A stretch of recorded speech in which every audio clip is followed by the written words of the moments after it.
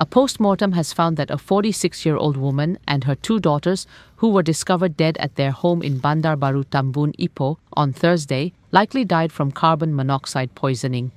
Ipoh OCPD Assistant Commissioner Muhammad Najib Hamza said post-mortem examinations conducted at the Forensic Department of Hospital Raja Permaisuri Bainun determined the cause of death for all three victims to be probable carbon monoxide toxicity.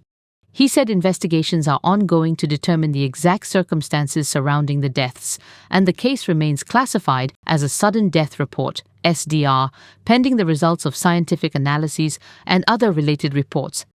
ACP Najib urged the public to refrain from speculation or sharing unverified information while appealing for the family's privacy to be respected during this difficult time.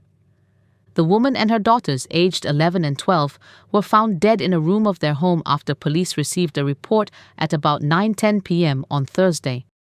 Investigators also discovered a container believed to contain the remains of burnt charcoal at the scene. Preliminary examinations by the police forensic team and a forensic pathologist found no signs of injury or foul play on the victims' bodies.